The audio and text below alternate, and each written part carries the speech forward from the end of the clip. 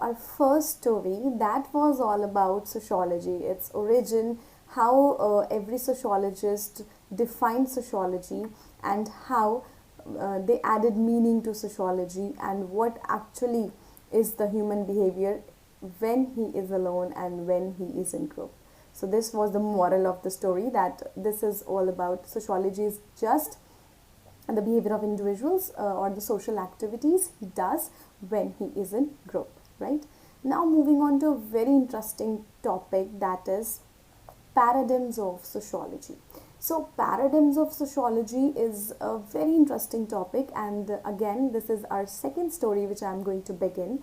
And before doing so, you must know what are the paradigms. So there are four basic paradigms of sociology. First one is structural paradigm. Second is structural functional. Third is conflict, and fourth is symbolic interactionist. Okay, so these are very interesting experiments done by different sociologists with different viewpoints. Some were focusing more on society, while others were focusing more on individual. So this differs because in the society in which they were residing, they differ. Like when it was the time of Emile Durkheim, it was a different scenario.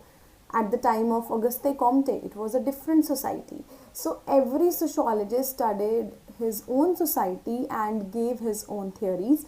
Those are the four paradigms. They are the four pillars of sociology on which the entire sociology is based, right? So now starting with our first story again, rather second, for structural paradigm. Okay, so structural paradigm, what it is. Structure means something that is arranged, right? Like in anatomy we study the structure of heart. That means different parts of heart, atrium, ventricles, and the valves, everything that is arranged in a particular fashion so that the blood flows and gets the deoxygenated blood gets oxygenated. If atrium is placed below and ventricle is placed above, the whole process will get destroyed, right? So similarly in sociology, the arrangement of parts, that was studied in the structural paradigm. Now, like human body, we have heart, we have lungs, we have and different parts, brain, and every different nervous system and all. So they all work because arrangements of parts are done. Similarly, there is arrangement of parts in sociology, right? So you can also take an example of a building. Like for a building, you need some base, you have to build some base, and then you can build an entire building on it. It can have 6 rooms, 7 rooms, 10 rooms, 80 rooms, 40 rooms, any number. So, but you have to have some base. So, those sociologists who focused on the structures of sociology are known as structuralist, and the paradigm is known as structural paradigm. Okay. So, what are the structures in society? Structures are like religion is a structure, family is a structure, right? These are the structures of society. Okay. Now, next is these I've already explained to you. Now, the next one is functionalist structural functionalism paradigm. So, whether it is functionalism or it is structural functionalism, it is one and the same thing. Now, some of the sociologists thought that only studying the structure is not enough. Why the structure exists? Like why family is still in existence? Why religion is still in existence? It is such, like at the time of Auguste Comte, there was religion. Everybody used to follow it. There were marriages. There were families. Why they still exist? So, to get the question to this answer, some other sociologists came together and gave us functionalist structuralism functionalist approach, right? So they combined the functionalist approach and the structuralist approach and made a simple theory. Now, what this theory says? According to this theory, if there is some function, right? Let's suppose religion. Religion serves the function of unity.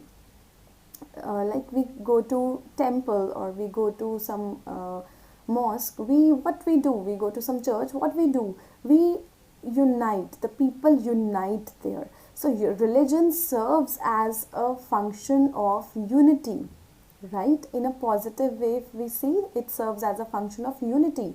So according to this paradigm, the structure, the religion still exists because its function is to unite. Its function is to make you believe in God. Its function is to make you follow the rules, because if like every person used to say, like, if I'll do something wrong, God will punish me. So this is because of religion. He is scared of doing something wrong because of his religion. So religion is serving as a purpose of making the person more social, more we can say more better person, right? So another function of religion is to make the person a better one. So in this approach, what they are saying, they are saying that if a structure is existing, there must be some function they are fulfilling. If that function is no more there, the structure will also be demolished, or there will be no structure as such, right? Now, a function, what is a function? It is basically an activity. I'm talking to you, I'm giving you this lecture, this is a function, right? I am speaking to you, I'm recording this on a microphone or with a camera, that is a function. You are studying, you are listening to my lecture, that is a function, right? So if the functions are there, only then the structures are existing, okay? Now, structure for this function is school or colleges, they are existing. The education system is existing because we have a function to serve, right? Are you getting my point? Okay. Then is they say that functions are not merely because of only one part. It is interrelated, like our whole body. There is cardiovascular system, there is nervous system, there is respiratory system, there is reproductive system, there is GI system. So every system works in synchrony, and they synchronize to make our body work. Similarly is the case with sociology. According to this paradigm, different functions of society like family, religion, everybody, what they are going to do is they are going to make the society work. They are going to add to the society, right? A society is working only because everybody is playing its role, right from family, religion, your laws. You are not, you are not going to do a crime. That is also an activity, a function, right? So this all is going to maintain a society, right? Okay. Then this paradigm believes in macro perspective. What is that? I'll be telling you in later slides. Macro perspective, for now you can just say that macro perspective focuses more on society. So according to this paradigm, there should be an equilibrium within the society, otherwise everything will get disintegrate, will break down. Now I'll give you a latest example of this. COVID-19. Yes, you definitely have heard that COVID-19, how it has destroyed our society. Now because of COVID-19, the equilibrium of society, the balance of society has been disintegrated. Now the social interactions have decreased. You don't believe on anyone. You don't trust on any person. You have to cover mouth for everyone, right? the relationship, the family relation is being distorted. Being in nursing profession, you have to do duties in COVID ward. Your family life is disintegrated. Your professional life is also endangered. So everything has become disbalanced. So that function has become disbalanced. So function of every part of society was to make the society stable, so that everybody lives in society in harmony and be happy, right? But this is not happening. So because some of the functions of society has been disturbed, it has led to such disequilibrium. Another very good example of this is the farmers protest they are doing in Delhi right now. So because of that protest, why that protest occurred? Because some of the functions were being challenged, right? So whether it's on the part of farmers or the government, they were in the state of disequilibrium because the functions were, the structural functionalist approach says that the functions were not being fulfilled. There is a structure of food growing, farmers are growing food, but the function, what they were doing for society, that was more important, right? So because they serve food to us, now if they are endangered, if they are feeling that their life is endangered, there is a risk of some financial crisis in their life, that is going to affect the society as well, because the society is going in a state of disequilibrium. So every activity, everything that disturbs the society, that is studied in the structural functionalism approach. I hope you got it more clearer. Okay, then I've discussed about what is function, that parts, body, it's like a system of body parts. Yeah, phone, yes, phone is also a system like this, because if you're calling someone and your speaker is not working, that will be a state of disequilibrium. Same is with sociology. Even if a slightest part, even lightest part of the society is not working, it will lead to disequilibrium. Okay.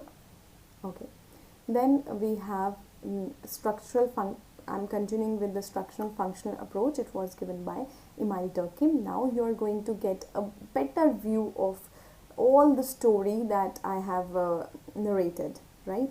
Now, what structural functionalism say? Emile Durkheim, you have already learned that he was a sociologist. He was in favor of structural functionalism. He believed that institutions and structures are really important if you want an equilibrium in society. And institutions, what are the institutions and structures of society? Family, right? Religion, okay? Marriage. These are, what are these? They are the institutions. If they are working properly, society is going to work properly. But if they are not, then the society is going to be in deep danger and in a state of disequilibrium. Okay, so he always focused on institutions. He gave the concept of social facts. So he believes that if religion, marriage, these institutions are there, so people will maintain an equilibrium because they are scared of God, or they want to they don't want to get divorced, they want to maintain harmony. So because of all these institutions, like let's suppose law is an institution. If you do something wrong, you are punished. So because of these institutions and their functions, the society still exists.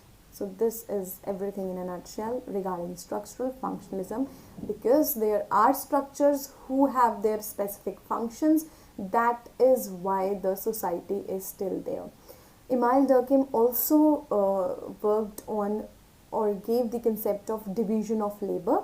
That was basically an economic subject, but he brought that economics subject to sociology and said that division of labor, why it happened. Division of labor means like I'm sitting here, I'm teaching you, you are studying in front of, you're sitting in front of your laptop, computer, or a phone. Someone is preparing food for you, right? Someone is growing food for you. You are not bothered about the electricity. Someone is taking care of that. You are not bothered about your evening tea. Someone is taking care of that. You are not bothered about the seasonal changes because you have ACs and you have heaters in the room, because someone worked on that for you. Someone bought it. Your family bought it for you. So he says, Emile Durkheim says, that these are also structures who have particular function because of which you are able to enjoy your society, enjoy each and everything around you. So Emile Durkheim says that structural functionist approach is that for every structure there is a particular function, right? And you have divided that function, okay? Division of labor is you have divided. You can't do each and everything.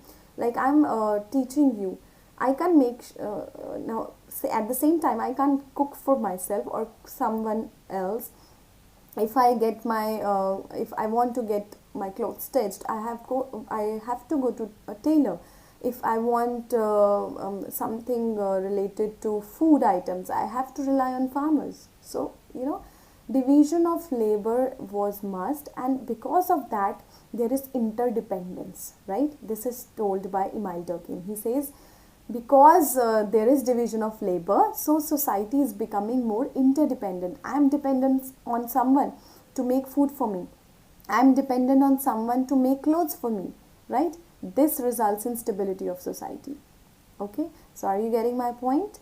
Everything comes at the end with the stability of society. So the last point is the stability of society. How we are going to achieve it and how it is achieved is discussed by all these sociologists. Okay, next comes the very interesting and my favorite one, and the favorite of most of sociology students, because whenever you learn something in sociology, it's because of Karl Marx. Every other sociologist is a follower of Karl Marx, or he believes in Karl Marx a lot. So Karl Marx gave conflict paradigm. Okay, so what is conflict paradigm?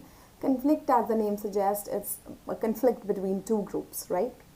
So for Karl Marx, there were two groups. One was a richer group that he termed as haves. Haves means they have everything, okay?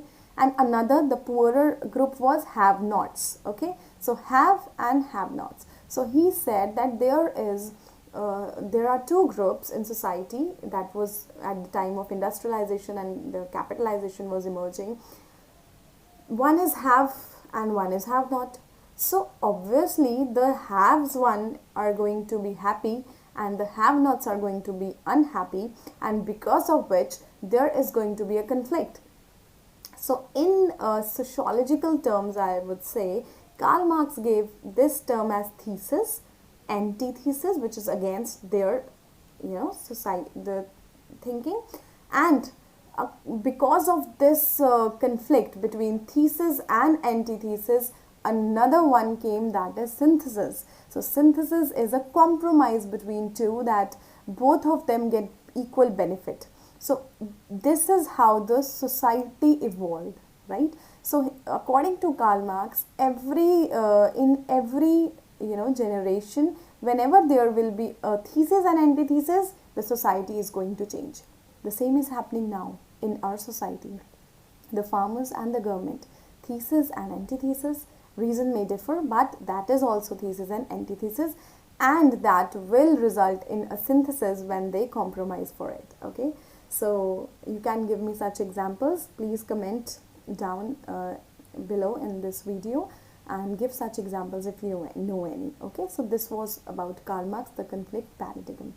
Now another fourth and the last one is symbolic interactionism. Okay, so this is a paradigm of sociology. Now symbols means, like I'm talking to you, it's a language, right? When we write a language, I write A here, I write SYM. How you recognize it's SYM? because you have learned it, right? You have learned this symbol in English language when you used to learn at your kindergartens. So you know that this is a symbol, right? So you can relate to it and you can understand the meaning. I'm saying symbol, yes, you know what is symbol. I'm saying sociology, you know what is sociology. I'm saying stand up, you know what is stand up, right?